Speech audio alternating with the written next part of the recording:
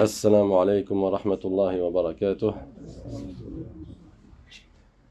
بسم الله الرحمن الرحيم. الحمد لله رب العالمين، وصلى الله وسلم على سيدنا محمد طه الأمين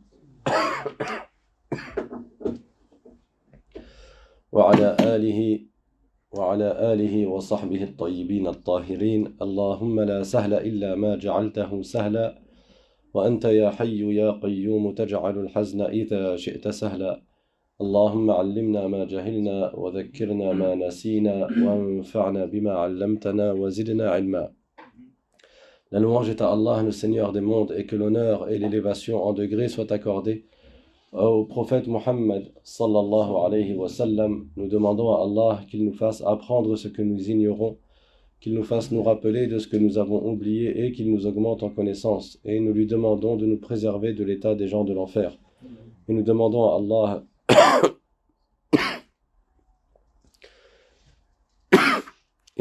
à Allah de nous accorder une intention sincère dans l'apprentissage de la science de la religion.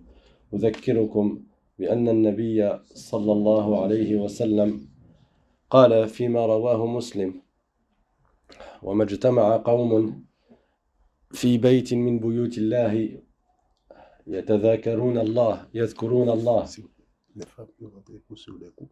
Oui, les femmes peuvent rentrer. Il y a une salle pour les femmes, oui.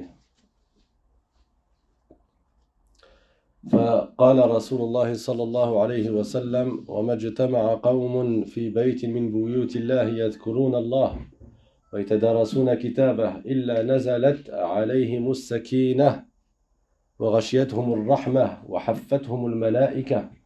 Donc le prophète sallallahu alayhi wa sallam a dit dans un hadith que un groupe de musulmans ne se réunissent pas dans une mosquée, dans une maison d'Allah, c'est-à-dire une mosquée, une maison qui est réservée à l'adoration d'Allah, sans que la sérénité, elle vienne sur eux. Pourquoi ils se réunissent dans cette maison d'Allah, dans cette mosquée? Pour réviser le livre d'Allah, pour apprendre la religion, pour réviser le Coran, pour parler d'Allah. Ces gens-là, la sérénité, elle descend sur eux. La paix, la sérénité descend sur eux. Et les miséricordes d'Allah descendent également sur eux. Et également, les anges les entourent. وفي حديث آخر قال عليه الصلاة والسلام: وإن الملائكة لتضع أجنحتها لطالب العلم رضا بما يصنع. Dans un autre hadith, le prophète sallallahu alayhi wa sallam a dit que les anges, quand ils voient les assemblées de sciences de religion, quand ils voient l'étudiant en religion, ils abaissent leurs ailes par modestie, par respect pour celui qui apprend la science de la religion. ففي طلب العلم ثواب عظيم وجزيل. Dans l'apprentissage de la science de la religion, il y a beaucoup de hasanat. وما سندرسه اليوم هو حديث رواه الإمام النووي رحمه الله تعالى في كتابه الأربعين النووية. Et ce que l'on va étudier aujourd'hui, c'est une parole prophétique qui a été rapportée par l'imam An-Nawawi radiyallahu anhu dans son livre intitulé Les 40 hadiths de An-Nawawi. Il n'y en a pas que 40, il y en a un peu plus, mais par extension, pour résumer, ça a été appelé les 40 hadiths de An-Nawawi. وهذا الحديث رواه الترمذي وهو حديث حسن. Et ce hadith a été rapporté par l'imam At-Tirmidhi. C'est un hadith qui est de chaîne de transmission fiable. وهو كما قال بعض العلماء ربع الإسلام. Certains savants ont dit ce hadith, c'est le quart de l'islam. Ça veut dire qu'il réunit, si tu appliques ce hadith, tu auras réuni le quart de l'islam. بل قال بعضهم وهو نصف الإسلام. Certains savants ont même dit ce hadith, c'est la moitié de l'islam. C'est-à-dire que le mettre en application, en réalité, a pour conséquence d'appliquer l'islam, la moitié de l'islam. Parce que cela va s'appliquer dans beaucoup de domaines. وما هذا الحديث؟ Quel est donc ce hadith؟ قال عليه الصلاة والسلام فيما رواه أبو هريرة من حسن إسلام المرء تركه ما لا يعنيه.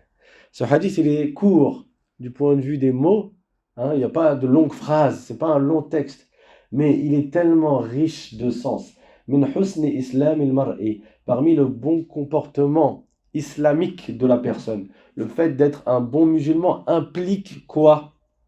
Tarkuhu ma la ya'nih, de délaisser ce qui ne te concerne pas. أن تترك ما لا يعنيك. ما معنى ما لا يعنيك؟ ما لا فائدة لك فيه، ما لا منفعة لك فيه في دنياك وآخرتك. C'est que tu délaisses ce qui ne te concerne pas. Souvent les gens, ils restreignent cette parole au contexte de mêle-toi de tes affaires. Ça veut dire quelqu'un va vouloir être curieux sur un sujet qui ne le concerne pas ou sur une personne ou sur une histoire qui est arrivée. On va lui dire mêle-toi de tes affaires. Le prophète a dit min husni islam il mar'i tarkuhu ma la ya'ni. Le bon islam de la personne, c'est de se mêler de ses affaires. Mais ce hadith est beaucoup plus vaste que cela. Tarkuhu ma la ya'ni, ça veut dire que tu délaisses tout ce qui n'était pas profitable pour ton au-delà et pour ton bas monde. Que tu délaisses tout ce qui n'est pas utile pour toi, tout ce dans quoi il n'y a pas un bien, une utilité dans ce bas monde et dans l'au-delà. ونرجع لمعنى هذا الحديث إلى قول الله تعالى وما تدري نفس ماذا تكسب غدا وما تدري نفس بأي أرض تموت. Et revenons, pour bien cerner l'importance de ce hadith, revenons au verset du Coran dans lequel Allah Ta'ala nous dit dans le sens que la personne ne sait pas ce qu'elle va obtenir comme subsistance demain. Qu'est-ce qu'elle va avoir demain? Qu'est-ce qu'il va lui arriver demain? Elle ne sait pas. وَمَا تَدْرِي نَفْسٌ مَاذَا تَكْسِبُ غَدًا. Qu'est-ce qui va t'arriver demain? Tu ne sais pas. وَمَا تَدْرِي نَفْسٌ بِأَيِّ أَرْضٍ تَمُوتُ. La personne ne sait pas où elle va mourir. Autrement dit, elle ne sait pas non plus à quel instant elle va mourir. On peut passer la majeure partie de notre temps dans notre ville, dans notre patrie, là où on est né, là où on a grandi, là où on est en famille. On va se déplacer pour quelques jours, peut-être on meurt là-bas. Ce n'était pas prévu pour nous, mais c'était prédestiné par Allah. Donc ni tu sais quand tu vas mourir, ni tu sais à quel moment tu vas mourir. Ça veut dire la même chose. Ni tu sais quand tu vas mourir, ni tu sais où tu vas mourir. Celui qui est intelligent, celui qui est intelligent, c'est celui qui se prépare pour la mort.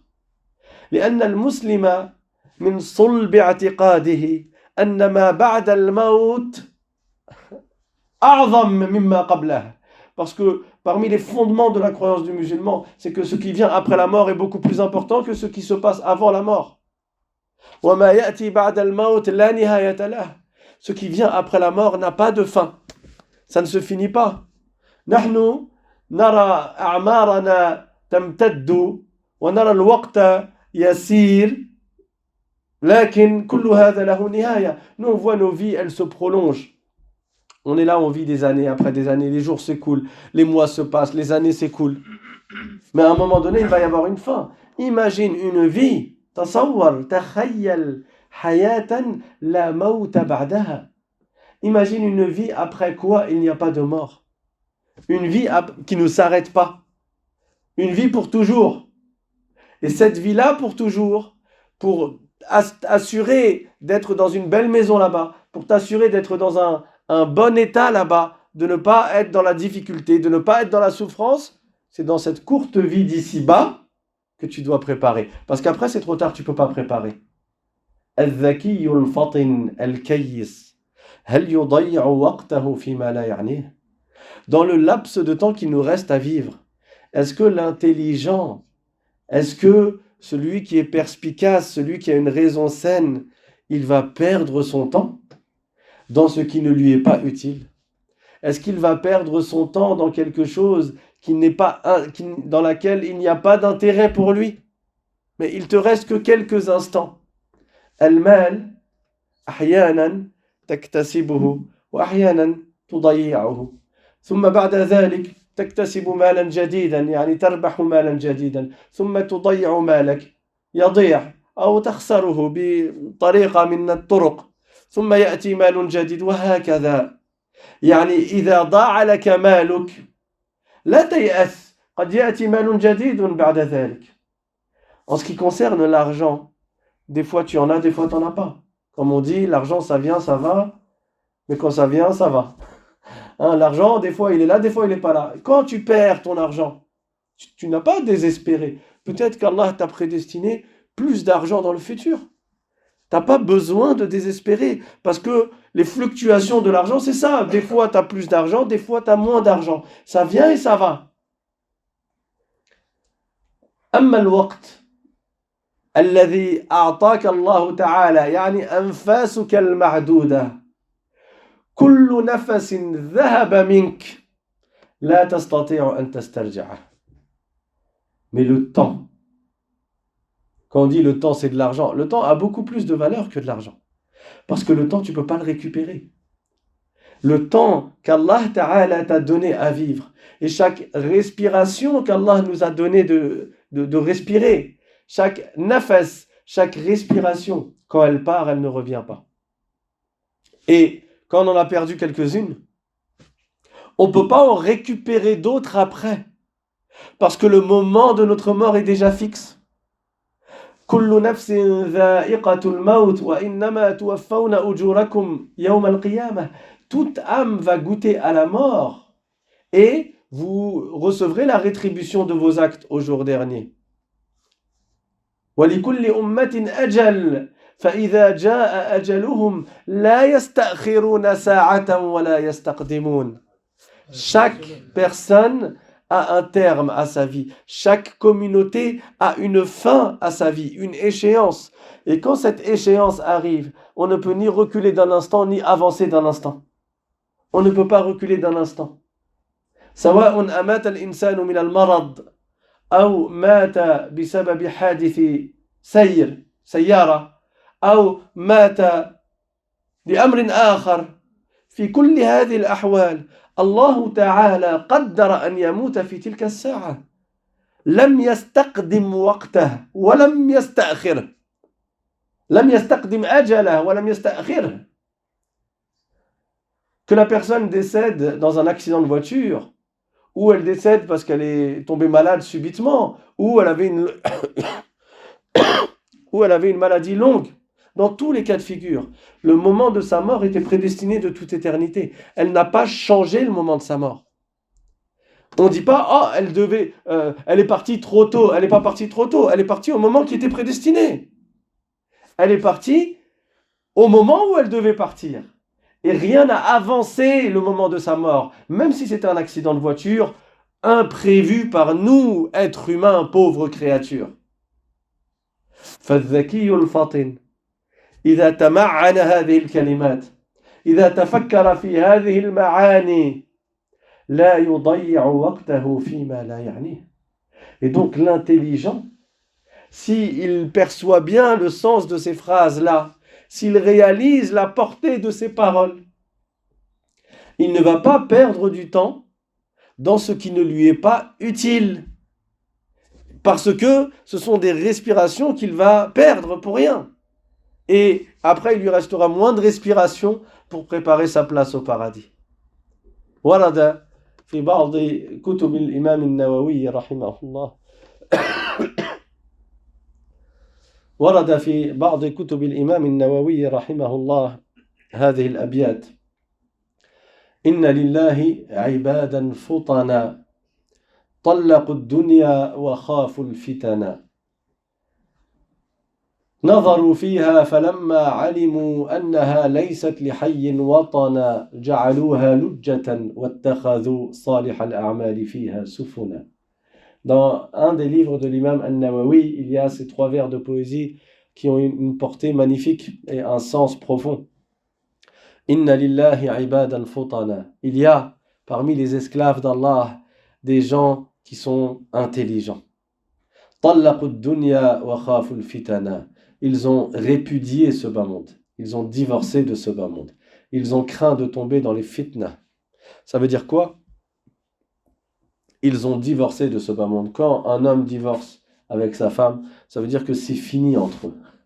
Ça veut dire qu'il n'y a plus rien entre eux. C'est ça le divorce. La relation, elle était intime.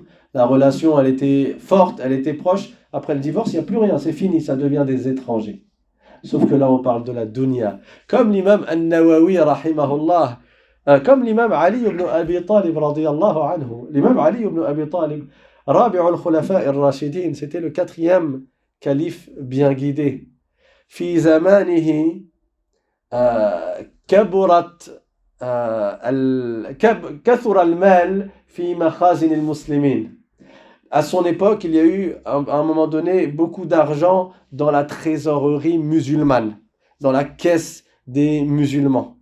وهذا الرجل الإمام علي بن أبي طالب كان من الصالحين ما كان مغترا بهذه الدنيا. Et cet homme, Ali ibn Abi Talib radiallahu anhu, fait partie des vertueux, et pas que, il fait partie des meilleurs des vertueux. C'est le quatrième meilleur homme de cette communauté après le prophète alayhi salatu wassalam. C'est-à-dire qu'il y a d'abord le prophète, bien entendu, qui est le meilleur des hommes. Ensuite, il y a, dans notre communauté, Abu Bakr, puis Omar, puis Othman, puis Ali ibn Abi Talib radiallahu anhum. Dans cet ordre-là, ce sont les meilleurs des sahaba, et ce sont les meilleurs des gens de cette communauté. Ali ibn Abi Talib radiallahu anhu, عندما رأى كل المال الذي في خزانة المسلمين, quand il a vu tout l'argent qu'il y avait dans la caisse des musulmans, قال يا دنيا غري غيري قد طلقتك بالثلاث. Il a dit, oh bas monde, va essayer de duper quelqu'un d'autre. Tu vas pas m'avoir. Moi, je vais rien prendre dans ma poche. Je vais pas faire comme beaucoup de gouverneurs font, hein. Ou même pas des gouverneurs, des gens des fois qui sont juste dans le périmètre du gouvernement, dès qu'il y a moyen, ils en mettent dans leur poche. Non, l'imam Ali radiyallahu anhu, il a dit, ya dunya ghurri ghayri, va tromper quelqu'un d'autre, avec moi ça marche pas. Tallaqtuki bi thalath, je te divorce par 3 fois. Ça veut dire, il n'y a pas de retour avec toi, c'est fini. لذلك ورد في هذه الأبيات إن لله عبادا فطنا طلقوا الدنيا وخافوا الفتنا. Il y a des gens qui sont intelligents parmi les esclaves d'Allah.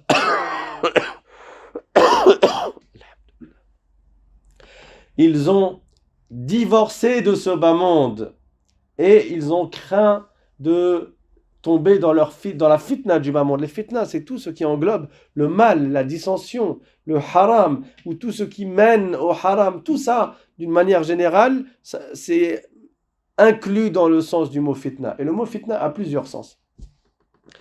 نظروا فيها فلما علموا أنها ليست لحي وطنا جعلوها لجة واتخذوا صالح الأعمال فيها سفنا.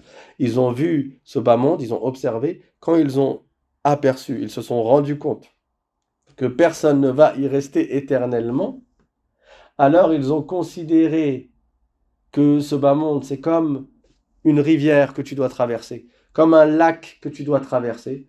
Et avec quoi ils vont la traverser? Avec les bonnes actions. C'est tout. Ils ont vu ce bas monde et ils se sont rendus compte que personne ne va y vivre éternellement. C'est ainsi qu'Allah Ta'ala a voulu que ce soit pour sa création ici-bas. Et on n'a qu'à observer, on voit que tout le monde meurt autour de nous. Est-ce qu'on a connu une personne dans notre entourage, ou un peu même plus lointain, qui a vécu plus que 150 ans? Je fais exprès, je n'ai pas dit plus que 100 ans, il y en a, il va me dire, oui, il y a quelqu'un dans telle maison de retraite. Non, 150 ans. Qui? À notre époque. Oui, Adam alayhi salam a vécu 1000 ans. Nuh alayhi salam a appelé à l'islam pendant 950 ans, il a vécu, selon certains savants, 1780 ans. Il y a eu des gens qui ont vécu longtemps. Al-Khadir alayhi salam, cas d'exception, masha'Allah. Certains savants ont dit qu'il est encore vivant et d'autres savants ont dit qu'il est décédé. Il y a divergence sur le sujet. Mais ça, c'est des cas d'exception. Sharibama al-Hayat. Al-Khadir alayhi salam, il a bu ce qu'on appelle l'eau de la vie. Avec le secret qu'il y a dans cette eau-là. Et il a vécu extrêmement longtemps et certains savants disent qu'il est encore vivant. Mais ça, c'est des cas d'exception. Nous, les gens du commun, on vit combien d'années? La moyenne d'âge des gens de notre communauté, c'est 60 ans. 60 ans. Ça veut dire, si tu as 20 ans, tu as déjà écoulé le tiers de ta vie. Si tu as 40 ans, tu as écoulé en moyenne les 2 tiers de ta vie. Les 2 tiers de ta vie. Il te reste quoi? Sachant que quand tu dors 8 heures par jour, en supposant que tu dors 8 heures par jour, et que tu vis 60 ans, 8 heures par jour, ça veut dire que dans tes 60 ans, tu as dormi 20 ans. Tu as dormi 20 ans sur 60.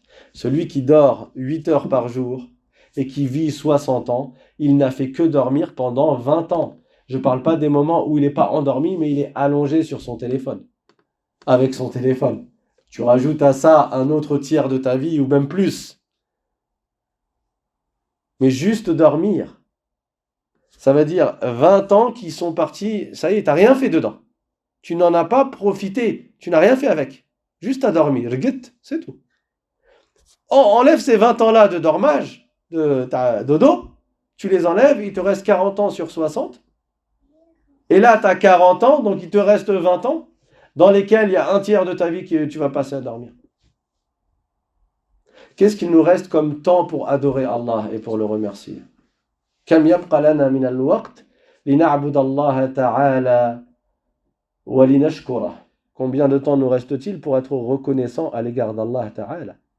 وفي هذا الوقت المتبقي, et sur ce temps qui nous reste, ce peu de temps qu'il nous reste, enlève le temps de dormir, enlève le temps de manger, enlève le temps pour aller à l'école, enlève le temps pour aller au travail, enlève le temps pour faire ceci, pour faire cela.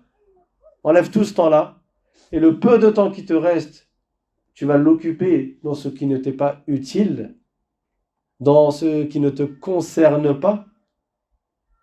Vous voyez la portée de ce hadith parmi le bon islam de la personne, ce qui montre que la personne, elle suit l'islam correctement, elle obéit à Allah et elle a un degré de foi complète. Il y a entre autres qu'elle ne perd pas son temps dans ce qui ne lui est pas utile pour cette vie d'ici-bas et pour l'au-delà. Pour cette vie d'ici-bas, ça veut dire pour l'acquisition de ton rizq. Parce que le prophète sallallahu alayhi wa sallam a fait l'éloge de celui qui travaille de ses propres mains pour gagner sa subsistance et pour subvenir aux besoins de sa famille. Ça, c'est quelque chose d'utile et de bien.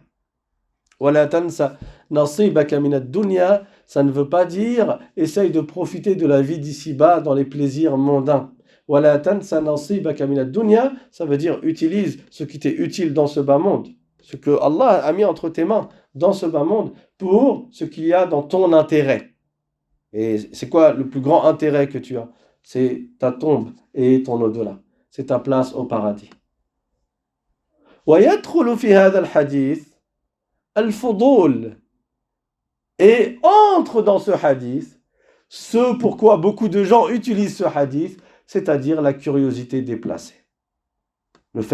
La curiosité déplacée. Le fait de poser des questions sur ce qui ne te regarde pas. Poser des questions sur les autres. Tu aimes bien que les autres posent des questions sur toi et cherchent à connaître ta vie privée et cherchent à connaître tes défauts. هذا التجسس ليس من شيم الصالحين. Le tajassus, cet espionnage-là, le fait de vouloir connaître la vie privée des gens avec leurs défauts et certaines choses que eux veulent garder secrètes, ça ne fait pas partie des comportements des vertueux. Au contraire, at-tajassus, ça fait partie des péchés. C'est haram de chercher comme ça à grappiller les infos sur les autres, connaître leurs défauts, ensuite rapporter et colporter leurs défauts, parler en mal sur eux, tomber dans la médisance. Tout ça, ça ne fait pas partie du bon comportement du musulman. Mais tout ça, on ne tombe pas dedans si on applique le hadith de At-Tirmidhi min husni islam al-mar'i tarkuhu ma la ya'nih. Parmi le bon comportement de la personne, il y a que on ne se mêle pas de ce qui n'est pas utile pour nous, pour notre vie d'ici-bas et pour notre au-delà. النبي صلى الله عليه وسلم كان يستغل كل وقته في الطاعات. Le prophète sallallahu alayhi wa sallam, chaque instant, il l'utilisait dans les bonnes actions. والصالحون أيضا يحاولون بل يجتهدون في استعمال وإشغال كل وقت من أوقاتهم كل نفس من أنفاسهم في طاعة الله تعالى. Et même les vertueux, c'est-à-dire ceux qui obéissent au prophète et qui suivent le prophète sallallahu alayhi wa sallam, ils essayent autant que faire se peut de consacrer à chaque instant qu'Allah leur a donné de vivre, de le consacrer dans quelque chose de bien. وعلى الأقل يذكرون الله تعالى. Et au minimum, qu'est-ce qu'ils vont faire? Ils vont faire du dhikr. Ils vont évoquer le nom d'Allah. Comme Allah dit dans le Coran, Ala bi dhikrillahi tatma'innul qulub. Allah dit dans le Coran dans le sens que par le dhikr, les cœurs sont apaisés. أو يتفكرون في خلق الله كما أوصى بذلك عبد الله ibn Abbas رضي الله عنه. Ou alors, comme le conseiller Abdullah ibn Abbas, il médite sur la création d'Allah. فينظرون إلى خلق الله تعالى ليزدادوا تعظيما لخالق هذا الكون. Et donc, il regarde la création, tu regardes le ciel, tu regardes la nature, tu regardes les nuages, tu regardes la pluie. Tu prends conscience que chaque goutte d'eau qui tombe du ciel, c'est les anges qui la font descendre par ordre d'Allah Ta'ala. Le nombre de gouttes d'eau qu'il y a, chaque goutte d'eau, Allah sait combien il y a de gouttes d'eau. Allah dit dans Suratul Mulk, ne sait-il pas ce qu'il a créé? C'est lui qui a créé, il sait ce qu'il a créé. Donc chaque goutte d'eau, chaque grain de sable qu'il y a dans le désert, chaque feuille qu'il y a dans chaque arbre qu'il y a sur chaque endroit, sur chaque terre, sur chaque continent, tout ça Allah le sait. En méditant sur cela, tu augmentes en glorification pour ton Seigneur. Ce temps-là, c'est un temps qui est utile. C'est un temps que tu as gagné, que tu n'as pas perdu, parce que tu l'as utilisé dans l'obéissance à Allah Ta'ala. كما ورد عن سيدنا إبراهيم عليه السلام في الصحف التي نزلت عليه. Comme cela a été rapporté de Ibrahim alayhi salam, parmi les choses qui lui ont été révélées dans ces suhuf, parce que le prophète Mohammed sallallahu alayhi wa sallam, il a reçu le Coran, mais il y a d'autres prophètes qui ont reçu d'autres livres. Et Ibrahim alayhi salam a reçu des feuillets, suhuf Ibrahim wa Musa, comme c'est cité dans Surat al-A'la, donc les feuillets du prophète Ibrahim alayhi salam, tout comme Musa a eu des feuillets avant de recevoir la Torah authentique. Ibrahim alayhi salam, il est parvenu dans ses feuillets que la personne qui est raisonnable, il convient que dans sa journée, il y ait elle consacre son temps dans 4 choses.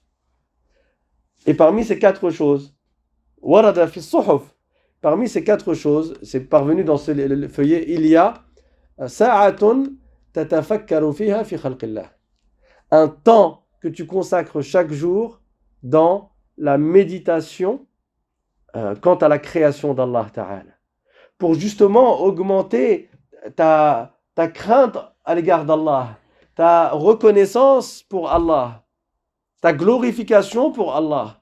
Parce que plus tu augmentes cette crainte-là et cette glorification, plus tu vas lui obéir, plus tu vas augmenter ton amour pour Allah. Et plus tu augmentes ton amour pour Allah, plus tu vas lui obéir. لو كنت صادقا في حبه لأطعته إن المحب لمن يحب مطيع. Si tu es sincère dans ton amour, tu vas obéir. Parce que quand tu aimes, tu obéis à celui que tu aimes. وساعة فيها تعبد الله تعالى. Et dans ces 4 moments-là, il y a un moment que tu consacres pour l'adoration d'Allah subhanahu wa ta'ala. Un moment pour l'adoration et un moment pour la méditation. Cette méditation, elle est très importante pour te motiver dans l'adoration. Mais si tu délaisses la méditation, tu ne médites pas sur Allah lui-même, parce qu'on ne peut pas atteindre la réalité d'Allah. An-Nabi sallallahu alayhi wa sallam, قال لا فكرة في الرب. Le prophète sallallahu alayhi wa sallam a dit, on n'imagine pas le créateur. ليس كمثله شيء. Il ne ressemble pas à ces créatures, tu ne peux pas l'imaginer. والإمام أحمد بن حنبل الإمام أحمد بن حنبل رضي الله عنه قال مهما تصورت ببالك فالله بخلاف ذلك. ذنون المصري également et l'imam Ahmad ibn Hanbal, tous les deux et d'autres savants aussi, ils ont dit une règle en islam: tout ce que tu peux t'imaginer dans ton esprit, Allah ne ressemble pas à cela. Donc tu ne peux pas essayer de méditer sur Dieu lui-même, tu ne peux pas atteindre sa réalité. Mais tu vas méditer sur la création d'Allah qui va te faire augmenter en yaqin, en certitude. Même si le yaqin, tu l'as déjà, tu ne doutes pas de l'existence d'Allah et de sa puissance. Mais cela va augmenter encore plus en toi cette croyance et cette foi que tu as. Donc la méditation, si tu la retires, il va rester quoi? De l'adoration. Tu vas le faire moins. Tu vas le faire avec moins de conviction. Tu vas faire tes prières, mais sans conviction, ou sans motivation, sans ardeur, sans concentration, sans khushu'. Et c'est le cas de la plupart des gens à notre époque. Parce que le temps qui était consacré avant à la méditation, à observer la nature et à dire Subhanallah, tu regardes le ciel, tu regardes les étoiles, tu regardes les animaux, tu dis Subhanallah, ça c'est la création d'Allah. Et ça augmente en toi la glorification d'Allah, et après tu vas adorer Allah dans ta prière. Mais forcément tu seras bien concentré et tu seras encore plus dans la reconnaissance. Tu vas voir le lait de la vache que tu peux boire, ou le lait de la chamelle, et tu vas voir la nourriture et les plantes et les légumes et les fruits. Tu dis tout ça, Allah a mis à mon service. وَسَخَّرَ لَكُم مَا فِي السَّمَاوَاتِ وَمَا فِي الْأَرْضِ جَمِيعًا مِّنْهُ. Allah Ta'ala a mis à ton service, à nous, êtres humains. Il a fait que soit à notre service ce qu'il y a sur terre et ce qu'il y a dans les cieux. Pour nous, êtres humains. وَسَخَّرَ لَكُمْ. Allah a fait que tout cela soit à notre service. Pour nous, les animaux, à notre service. À l'époque, on les utilisait pour monter dessus, pour voyager et pour manger. Maintenant, on a les voitures et les avions, donc on utilise pour manger. Ce qui pousse de la terre, les légumes, les fruits, les céréales, c'est à notre service, c'est pour nous. Ce qui tombe du ciel, la pluie, les anges qui nous font miséricorde. Les anges nous font miséricorde, ils font des doigts pour nous, ils nous aident, ils nous protègent. Plus encore, si nous on fait du bien autour de nous, les anges nous font du bien. An-Nabi sallallahu alayhi wa sallam قال الراحمون يرحمهم الرحيم ارحموا أهل الأرض يرحمكم أهل السماء. وهذه رواية تفسر الرواية الأخرى. الراحمون يرحمهم الرحمن يرحموا من في الأرض يرحمكم من في السماء. من في السماء يعني الملائكة كما تفسر الرواية الأولى. Le prophète sallallahu alayhi wa sallam a dit dans un hadith, les miséricordieux parmi vous, Allah leur fait miséricorde. Faites miséricorde aux gens autour de vous, les gens sur terre, et les gens des cieux vous feront miséricorde, c'est-à-dire les anges. Donc les anges sont dans une certaine mesure à notre service, ils travaillent pour nous.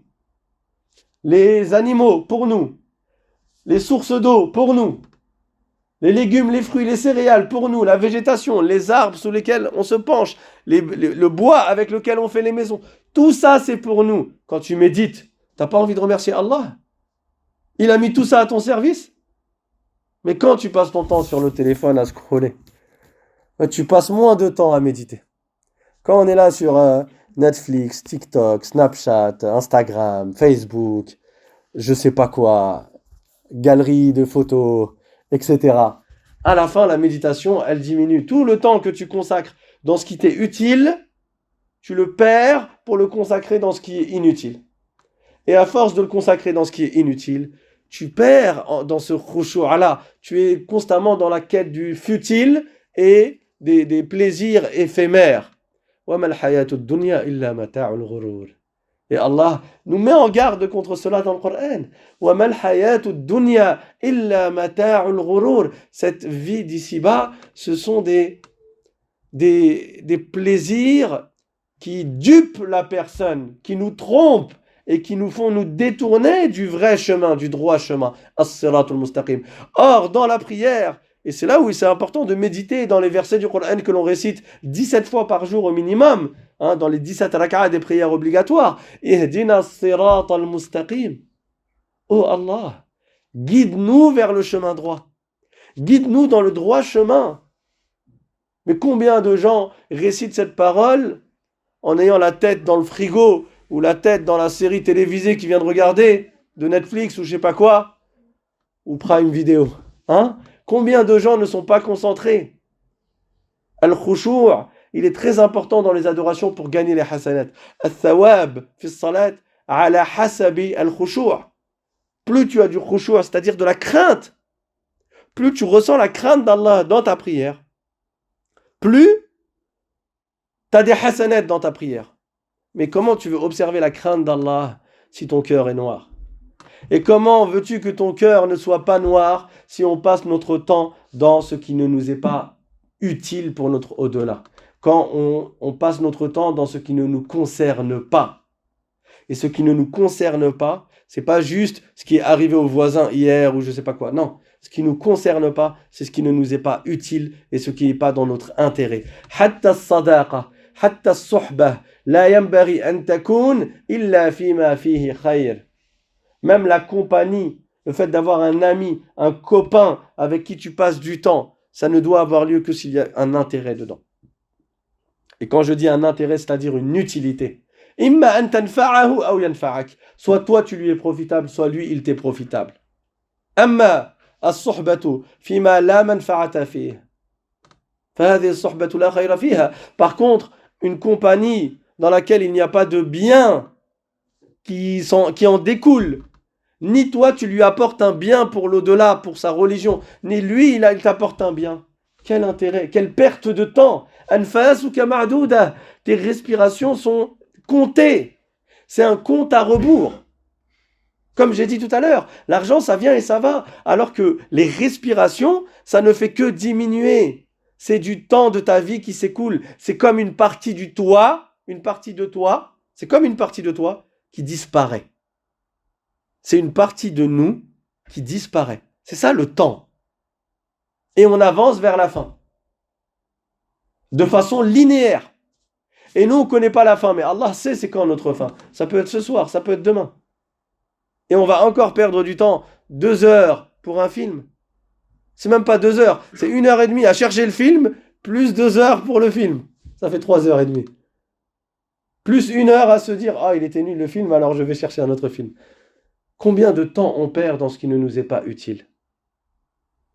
Et en plus, on influe sur notre entourage, parce que quand ils voient le manque d'adoration qu'on fait, et le temps que l'on n'utilise pas à bon escient, l'entourage fait pareil. Les enfants vont faire pareil. Tu crois que tes enfants vont faire des prières sunnah si toi tu les fais pas? Ils vont prendre exemple sur qui? Tu crois que tes enfants, ils vont grandir en prenant une subha dans la main et en faisant du dhikr si toi tu prends pas une subha dans la main et tu fais du dhikr? Toi tu es le modèle de ta famille. Tu crois que tes enfants, ils vont prendre le Coran pour le réviser si toi tu n'ouvres jamais le Coran? Tu n'ouvres jamais le Coran. Et tu crois que ton enfant il va ouvrir le Coran. Alors que réciter une lettre du Coran, ça te fait gagner 10 hasanat. Ça, c'est utiliser ton temps dans ce qui t'est utile.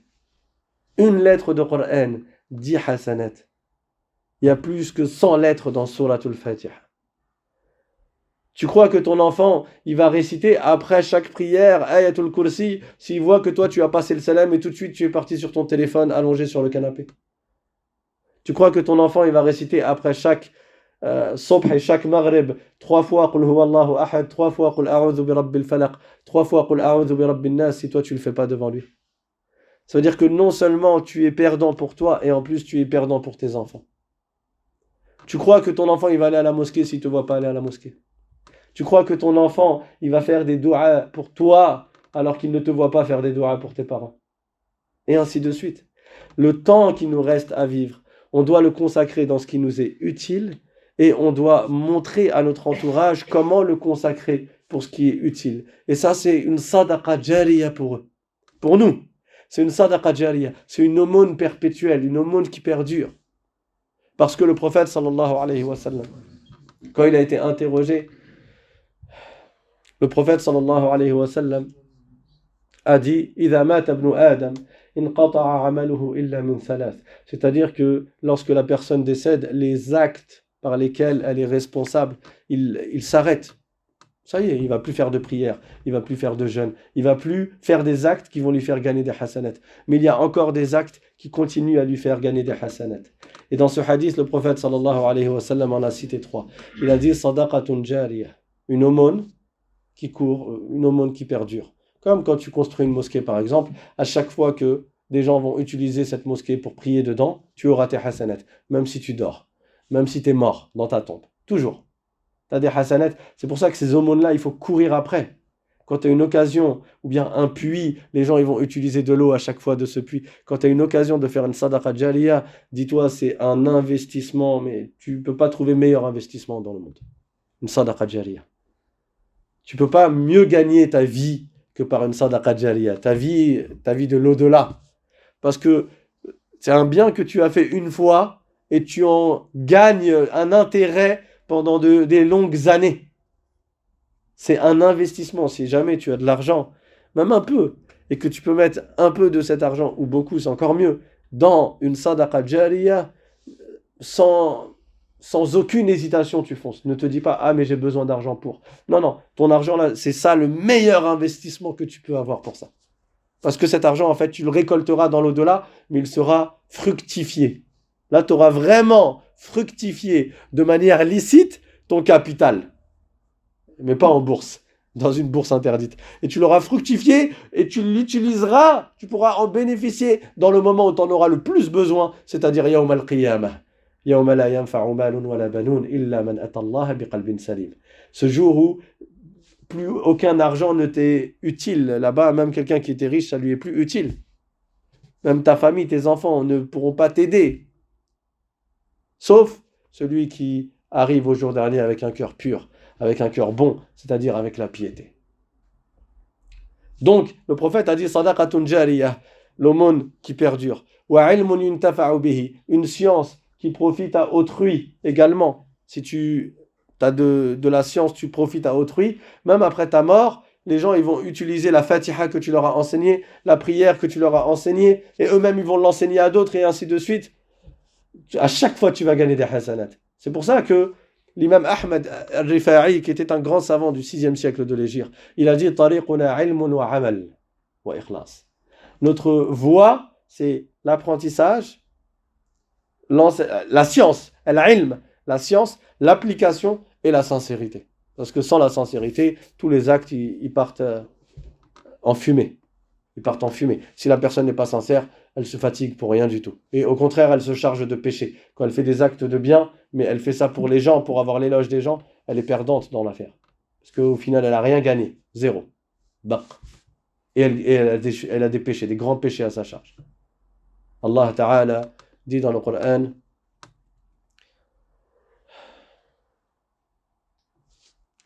Rahat Ambali, j'ai oublié le verset. En tout cas, il faut être sincère. Il faut être sincère dans les actes d'adoration. La troisième chose que le prophète sallallahu alayhi wa sallam a cité dans le hadith, il a dit wa waladun salihun yad'u lahu.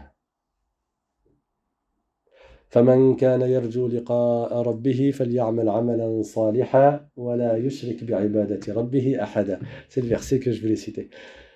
فمن كان يرجو لقاء ربه, celui qui espère gagner dans l'au-delà. C'est ça. Yarju liqa'a rabbih, ça veut dire il espère réussir au moment où il aura des grands racontes, au moment où il aura des comptes à rendre au jour dernier et qu'Allah Ta'ala va l'interroger et qu'il devra répondre de ses actes. Il veut que cet examen-là soit réussi. Celui qui veut que son examen soit réussi, فَلْيَعْمَلْ عَمَلًا صَالِحًا, qu'il fasse des bonnes œuvres. وَلَا يُشْرِكْ بِعِبَادَةِ رَبِّهِ أَحَدًا, et qu'il n'associe pas avec Allah autrui dans ses actes d'adoration. Ce qui est visé ici, c'est ar-riya, qui ne tombe pas dans ar-riya, l'insincérité, qui ne tombe pas dans le fait de rechercher l'éloge des gens. Parce que s'il recherche l'éloge des gens, il n'a pas de récompense. Il fait la prière et il regarde les gens et il se dit, les gens ils me regardent, ils se disent Masha'Allah. Celui-là, sa prière, il a 0 hasanat et il a un grand péché. Il jeûne et tu le vois, il dit aux gens, oui, moi je jeûne. Pourquoi tu dis aux gens, je jeûne? Tu veux te montrer, tu veux que les gens disent, ah, il jeûne. S'il a une intention insincère, il tombe dans le péché. Ou bien, il est dans le hajj pour que les gens, il fait le hajj pour que les gens, ils l'appellent hajj. Limite, quand les gens, ils l'appellent, il dit, ah, hajj, appelle-moi hajj. Quel est son but? Quelle est son intention dans le cœur? Je ne parle pas d'une personne âgée qui veut éduquer un plus jeune et qui lui apprend qu'il convient pour la personne plus âgée qui a fait le hajj de l'appeler ainsi. C'est-à-dire, c'est pas à chaque fois que tu entends quelqu'un faire cette remarque, ça veut dire qu'il a été insincère. Non, tout dépend de ce qu'il y a dans son cœur. Mais que la personne fasse attention. Quand il fait une aumône, il l'a fait pour que les gens disent quoi à son sujet? pour que les gens disent « Ah, lui, il fait des aumônes ». Et là encore, ça ne veut pas dire qu'à chaque fois que quelqu'un fait une aumône en public, ça veut dire qu'il a été insincère. Au contraire, Allah, dans le Coran, fait l'éloge de ceux qui font des aumônes en public et en secret. Pourquoi en public? Pour motiver les gens, comme j'ai dit tout à l'heure. Pourquoi tu vas faire du dhikr devant ton fils? Pourquoi tu vas réciter le Coran devant ton fils? Pour te la raconter devant ton fils? Non, parce que tu es un modèle pour lui. Et les gens, s'ils n'ont pas de modèle devant eux, ils ne vont pas faire. Même s'ils ont beau entendre parfois dans la khutbah du vendredi quelques conseils sur les aumônes, sur ceci, ils ne vont pas le faire s'ils ne voient pas autour d'eux des gens faire. Et donc, il y a beaucoup de hasanat à faire des aumônes en public pour motiver les gens à faire des aumônes. Parfois, dans certaines mosquées, j'ai remarqué, même quand ils font des aumônes pour la mosquée, il y a écrit 2000 euros ont été donnés, 1000 euros ont été donnés. C'est pas par insincérité pour dire regarde un tel il a donné, mais ça motive. Tu dis ah lui il a donné 1000 alors que je croyais il n'était pas forcément plus riche que moi. Ça veut dire moi aussi je suis capable de donner 1000. Il travaille comme moi, on est dans le même boulot. Lui il a donné 1000, moi je croyais il fallait donner 50. Il a donné 1000, je vais donner 1000 moi aussi. Donc on se motive les uns les autres, mais il faut travailler sur son cœur pour ne pas tomber dans l'insincérité. Parce que l'insincérité, parfois, c'est comme une fourmi noire sur une pierre noire dans la nuit noire. Tu la perçois pas. Tu ne te rends pas compte. Petit à petit, elle envahit ton cœur. Jusqu'à ce qu'à la fin, la personne, elle est complètement dans l'insincérité, elle s'en est même pas rendue compte. Et un jour, elle se réveille comme ça, elle se dit « A'udhu billah, qu'est-ce que j'ai fait de ma vie ?» Et elle a perdu son temps. Dans ce qui ne lui était pas utile, à vouloir rechercher l'éloge des gens, qui eux-mêmes, en plus, sont centrés sur eux-mêmes. Toi, tu cherches peut-être la personne, elle cherche l'éloge des gens. Les gens, ils sont centrés sur eux-mêmes, ils s'en moquent de toi. Chaque personne est concentrée sur elle-même. Et chaque personne pense à ce que les gens vont dire sur elle ou comment les gens vont la voir. Est-ce que physiquement, elle n'est pas moche? Est-ce que ceci? Est-ce qu'elle est bien habillée? Est-ce qu'elle passe bien? Les gens pensent à eux-mêmes et à ce que les gens vont penser sur eux. Mais ils ne font pas attention aux autres. Même si quelqu'un il fait un acte, que ce soit un acte de bien ou un acte de mal, comment les gens vont réfléchir? Ils vont se dire « Oh là là, il a fait ça. Ah ouais, moi j'aurais pas pu faire ça. » C'est vrai ou pas? « Oh, lui il a fait ça. Oh, la honte, moi j'aurais pas fait ça. Oh, il a fait ça. Oh, j'y arriverai pas. Oh, je. Même quand il voit quelqu'un d'autre faire, lui dans sa tête, il réfléchit je. Il pense pas à toi, quoi que tu fasses. Même tu fais des bonnes actions, tu fais des mauvaises actions. Lui, il réfléchit à je. Il perçoit la chose si lui, il l'avait fait. Comment ça aurait été perçu? Comment les gens l'auraient vu? Comment? Mais ça il parle de lui dans sa tête. Il se moque de toi. T'es pas dans son champ de concentration. Donc, perdre son temps à agir pour les gens, c'est vraiment khasara. C'est une grande perte. T'auras rien. Au mieux, t'auras leur éloge et après. Eux, ils vont faire ton éloge pendant 5 minutes. Le soir, ils seront en train de dormir, ils t'auront complètement oublié. Toi, pendant des jours, tu vas dire « Oh, il a fait mon éloge. Oh, il a fait mon éloge. Oh, il a fait mon éloge. Oh, il m'a vu. » Peut-être dans des années après, tu vas te rappeler qu'une fois, il avait dit du bien de toi. Il t'a complètement oublié. Peut-être il se rappelle juste des mauvaises choses de toi. Mais toi, tu te rappelles qu'il a fait ton éloge. Comment tu t'en rappelles? Parce que le shaitan, il veut te le faire rappeler. C'est le shaitan, à chaque fois, il te remémore pour que tu tombes encore dans l'insincérité. Et ça, c'est une perte. Tariquna ilmun wa amalun wa ikhlas. Notre voie, c'est la science, l'application et la sincérité. Et donc, pour revenir encore à la parole du prophète sallallahu alayhi wa sallam, parmi les aumônes, les hasanats que tu gagnes même après ta mort, il a dit wa waladun salihun yad'u lah, et un enfant vertueux qui te fait des invocations. Parce que cet enfant vertueux, comment il est devenu vertueux si ce n'est par ta cause? Bien sûr, sauf cas d'exception.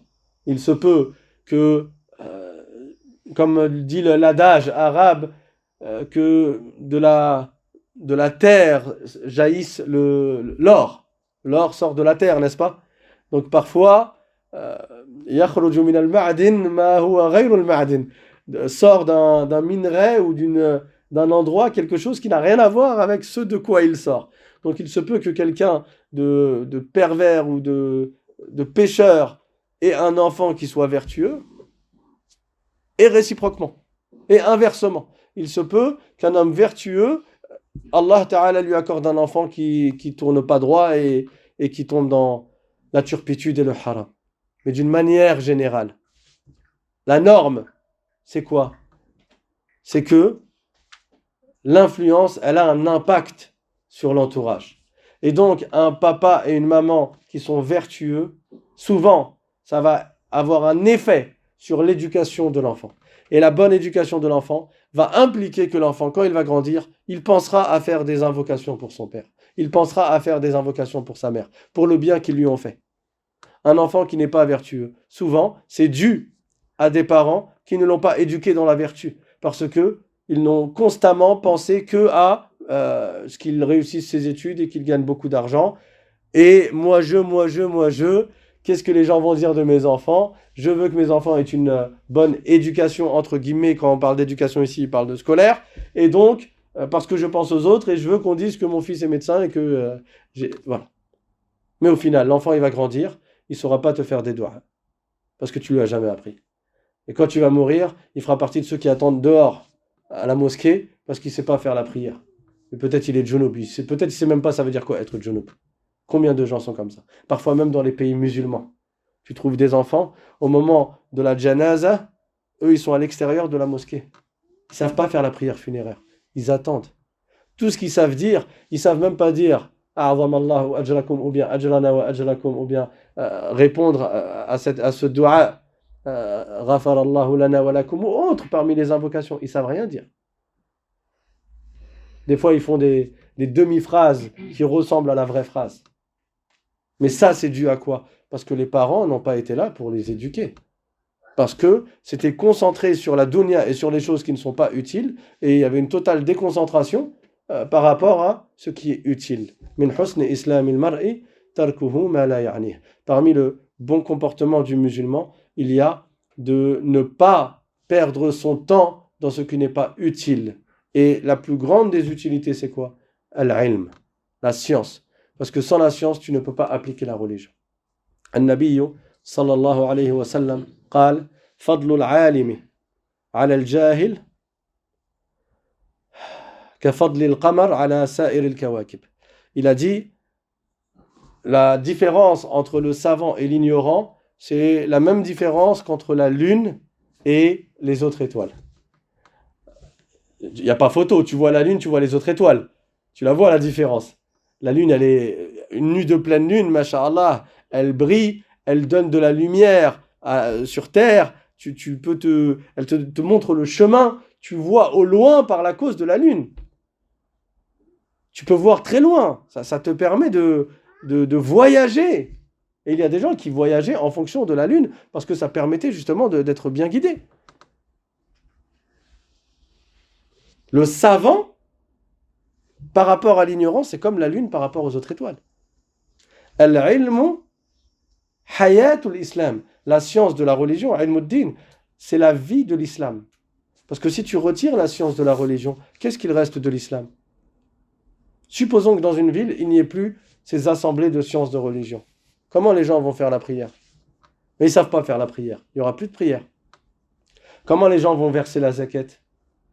S'il n'y a pas la science, s'il n'y a pas les savants ou les enseignants qui vont transmettre et les élèves qui vont écouter et qui, eux, vont devenir des enseignants qui vont retransmettre et ainsi de suite. S'il n'y a pas ce travail autour de la science de la religion, comment les gens vont pratiquer les pratiques de l'islam? Comment ils vont payer la zakat? Ils ne vont pas payer la zakat.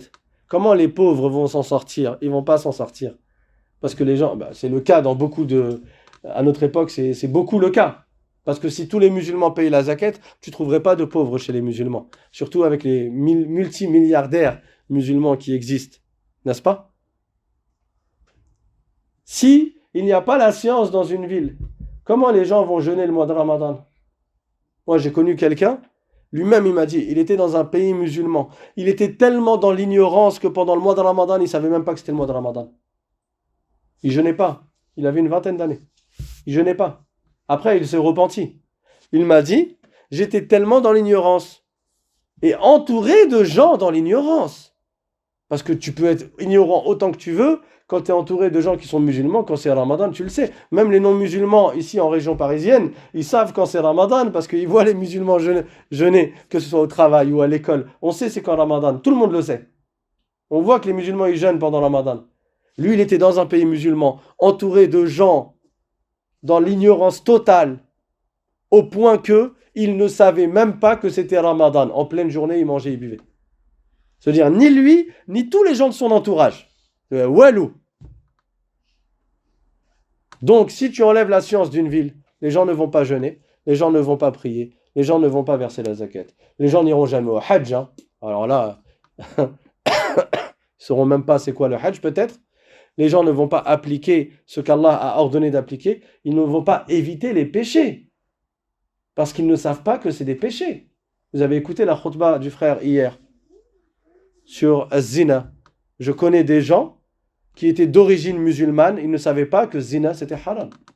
Tellement ils étaient dans l'ignorance que pour eux, le concept de mariage, ils ont vécu dans un monde occidentalisé où on leur a jamais appris, et donc clairement les parents n'ont pas fait leur travail, que pour eux, comme les autres au collège et au lycée, les garçons ils sortent avec les filles, et après ils commettent de plus en plus de péchés.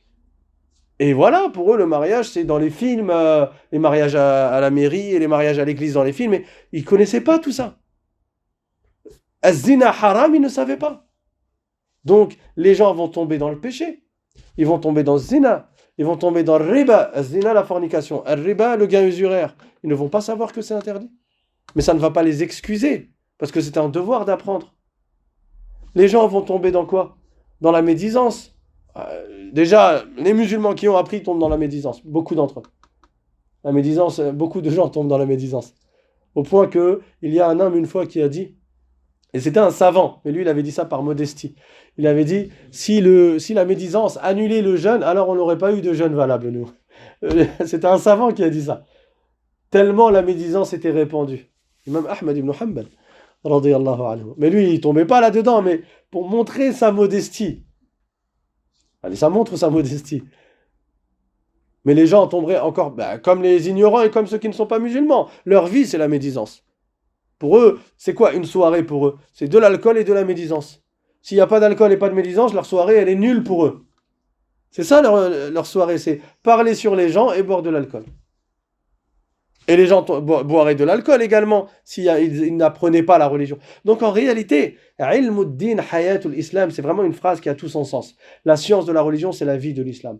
Et c'est, comme l'a dit l'imam An-Nawawi, comme on parle depuis tout à l'heure, d'occuper son temps dans le bien et pas dans ce qui est inutile, pas dans ce qui ne nous concerne pas.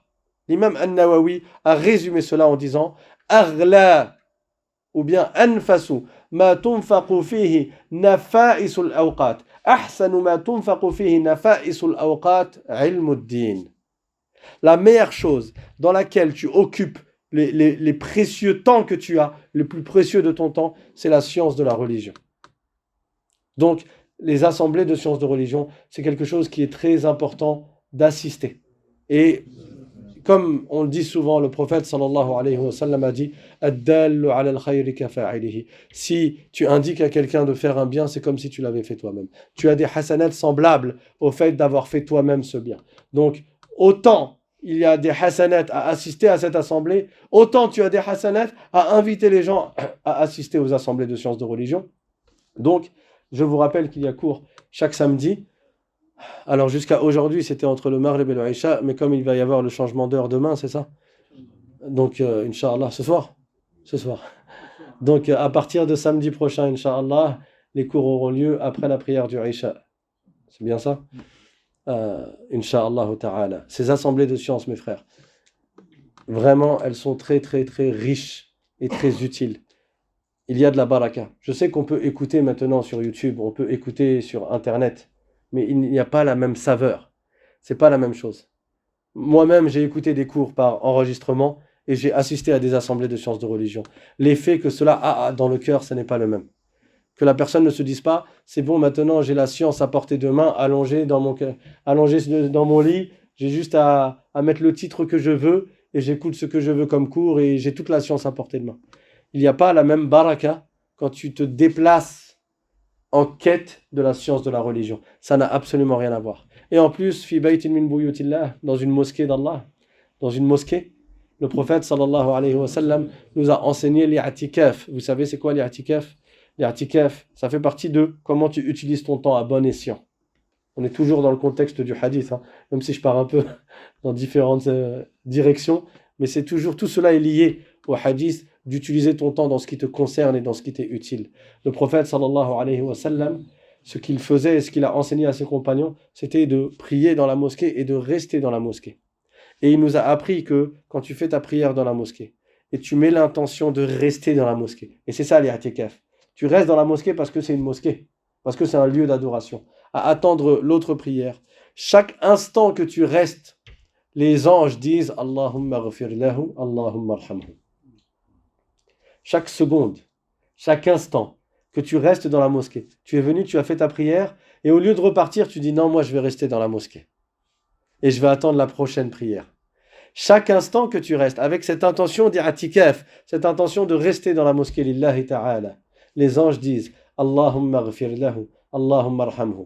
Même si tu n'es pas en train de faire une prière, même si tu n'es pas en train de réciter du Coran, par ta présence dans la mosquée. Ça fait partie de comment utiliser ton temps à bon escient. Et ça aussi, beaucoup de nouvelles générations ont perdu cela, et c'est important pour les adultes de prendre les jeunes et de leur enseigner cela. Dès qu'ils sont en âge de ne plus perturber dans la mosquée, ils ont dépassé l'âge où ils courent dans tous les sens, ça y est, on les ramène à la mosquée et on leur apprend cela.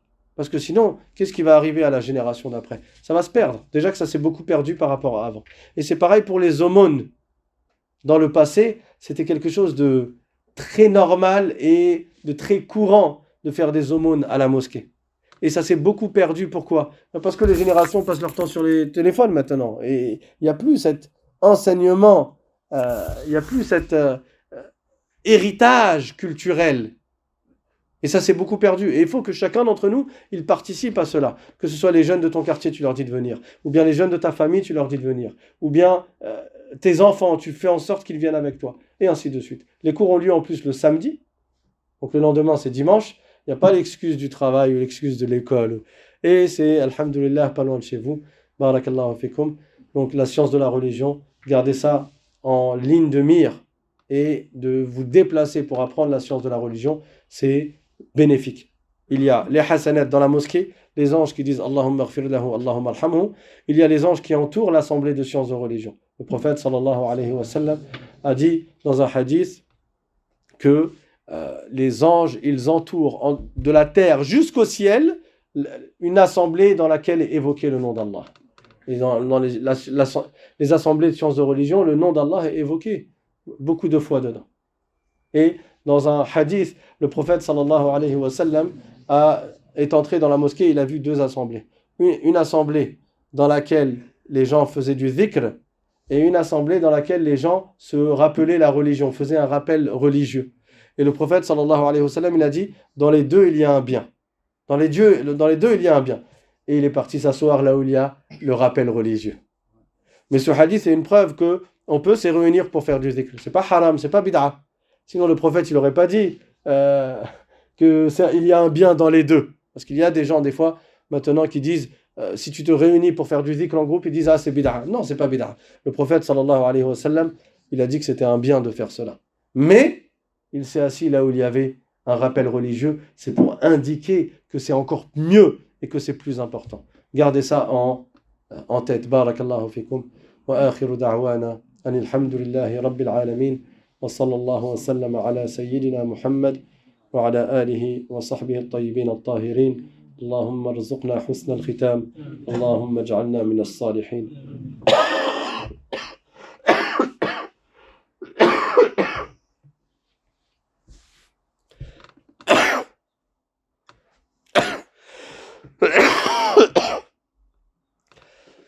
الحمد لله اللهم تب علينا وسامحنا اللهم إنك عفو تحب العفو فاعف عنا يا رب العالمين اللهم لا تدع لنا في هذا المجلس ذنبا إلا غفرته ولا مريضا إلا شفيته وعافيته ولا ضالا إلا هديته ولا مدينا إلا قضيت دينه ولا مهموما إلا فرجت عنه يا رب العالمين اللهم اجعلنا هداة مهتدين غير ضالين ولا مضلين. اللهم آتنا في الدنيا حسنة وفي الآخرة حسنة وقنا عذاب النار. اللهم لا تزغ قلوبنا بعد إذ هديتنا وهب لنا من لدنك رحمة إنك أنت الوهاب. اللهم تب علينا وسامحنا وعافنا واعف عنا يا رب العالمين. اللهم إنا عبيدك بنو عبيدك نواصينا بيدك ماض فينا حكمك عدل فينا قضاؤك. نسألك بكل اسم هو لك سميت به نفسك أو أنزلته في كتابك أو علمته أحدا من خلقك أو استأثرت به في علم الغيب عندك أن تجعل القرآن الكريم ربيع قلوبنا ونورا لصدورنا وذهابا لهمومنا وأحزاننا يا رب العالمين. اللهم فرج عن كربات المسلمين. اللهم فرج عن المسلمين كرباتهم يا رب العالمين. اللهم اغفر للمؤمنين والمؤمنات الأحياء منهم والأموات. اللهم قسم لنا من خشيتك ما تحول به بيننا وبين معصيتك ومن طاعتك ما تبلغنا به جنتك ومن اليقين ما تهون به علينا مصائب الدنيا. اللهم ارزقنا حفظ القرآن. اللهم ارزقنا تلاوته آناء الليل وأطراف النهار. اللهم ارزقنا اتباعه يا رب العالمين. اللهم ارزقنا اتباع سنة نبيك محمد صلى الله عليه وسلم. اللهم إنا نسألك حبك وحب من يحبك والعمل الذي يبلغنا حبك. اللهم اجعل حبك أحب إلينا من الماء البارد ومن أنفسنا وأموالنا وأهالينا يا رب العالمين. اللهم تب علينا وسامحنا. اللهم ارزقنا توبة نصوحا لا نعصيك بعدها أبدا. اللهم أدخلنا الجنة بسلام وقنا عذاب القبر وقنا عذاب النار. اللهم تب علينا يا رب العالمين. اللهم إنك عفو تحب العفو فاعف عنا. اللهم إنا نسألك قلبا خاشعا ولسانا ذاكرا وعملا متقبلا وجسدا على البلاء صابرا. اللهم إنا نعوذ بك من قلب لا يخشع وعين لا تدمع ونفس لا تشبع ودعاء لا يستجاب له. اللهم إنا نعوذ بك من الهم والحزن ونعوذ بك من العجز والكسل ونعوذ بك من الجبن والبخل ونعوذ بك من غلبة الدين وقهر الرجال. يا الله يا الله يا رحيم يا كريم يا غفور يا الله يا الله. اللهم استجب لنا هذه الدعوات بسر سورة الفاتحة آمين. بسم الله الرحمن الرحيم. الحمد لله رب العالمين الرحمن الرحيم مالك يوم الدين إياك نعبد وإياك نستعين اهدنا الصراط المستقيم صراط الذين أنعمت عليهم غير المغضوب عليهم ولا الضالين آمين. سبحان ربك رب العزة عما يصفون وسلام على المرسلين والحمد لله رب العالمين.